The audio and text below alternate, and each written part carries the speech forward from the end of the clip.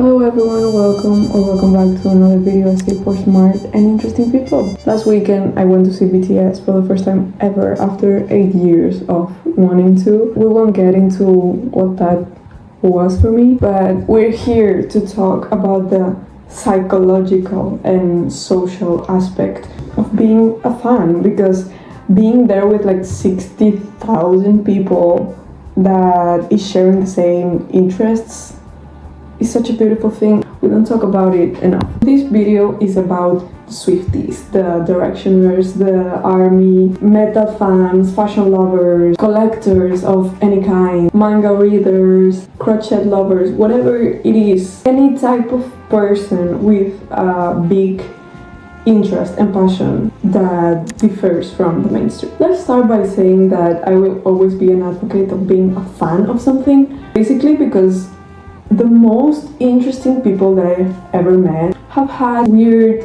interests growing up, and I truly think that it makes people expand their perspective and their sense of who they are, and by consequence it promotes creation of any sort. These weird kids turn into being creative designers, chefs, painters, artists. And what is a world without artists? And we all know how many girls are faced with this judgment and criticism when they share their passions and interests, kind of in the form of infantilizing comments. And how sad is that the respected figure we have on an adult is this gray, careless person, completely empty of passion towards anything but capitalism, the gym, and blue shirts. Do you know how cool it is to feel radically about something? This makes me think about soccer, right? Soccer is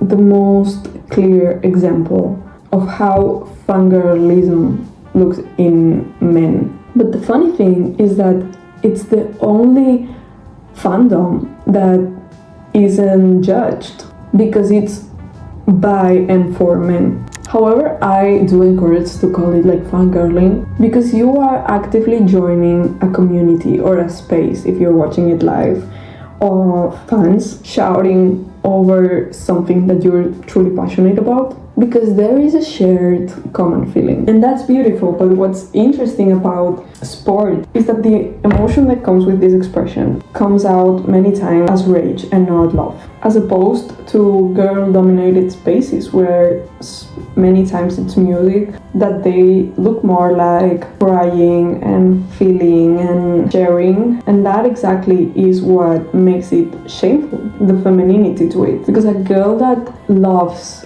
soccer or basketball or whatever sport it is not read as a fangirl, but a directioner is. However, this is a topic by itself, we won't get into it. So let's talk about the internet, right, and the role that it plays on this. The internet has always been a safe space for weirdos, like this space where they could connect with their fellow weirdos and share their opinions about this weird, niche, rare interest, right?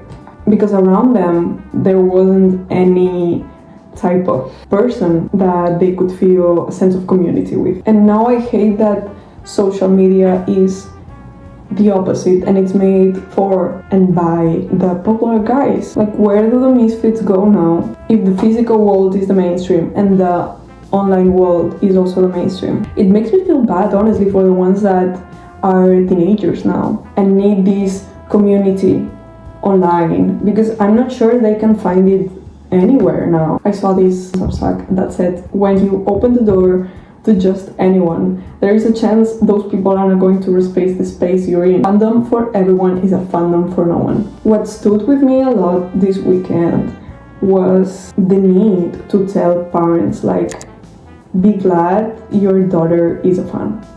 Let's break into it. Samantha Smith's thing said that fanatics may be driven to escape an issue that's difficult to face. I know many people who listen to their favorite band when they are upset. It's the one thing that brings joy to their life.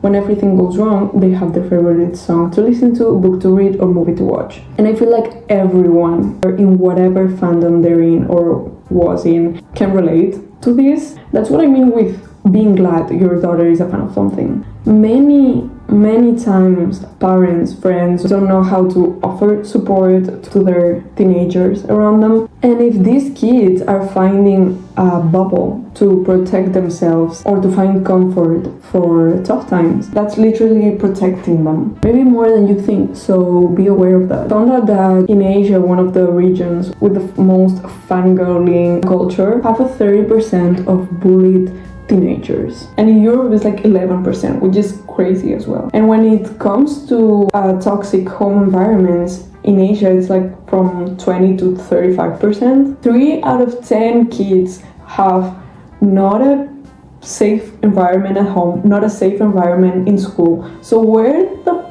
hell are they supposed to find a bubble of comfort in such a tough natural time of life, but also in such a tough personal moment where they are being abused or don't feel comforted in any of their daily lives? I also found that one of the most common causes we as teenagers get attached to bands or books is that it's one of the most safe spaces to show vulnerability without being faced with rejection. Like, if you think about it, it's like a one-way relationship, right? Most of the time. So it's like the rejection from the other part doesn't come to you. It's only like safe to let out love and admiration, and not a bad feeling will come to you. And these kids are faced with rejection on the daily. So fandoms are basically a safe space to feel and develop for these teenagers. And why wouldn't you want that for your kids? Of course, the idea is that they feel safe and comforted with you as their parent or as their friends or whatever adults are in their lives.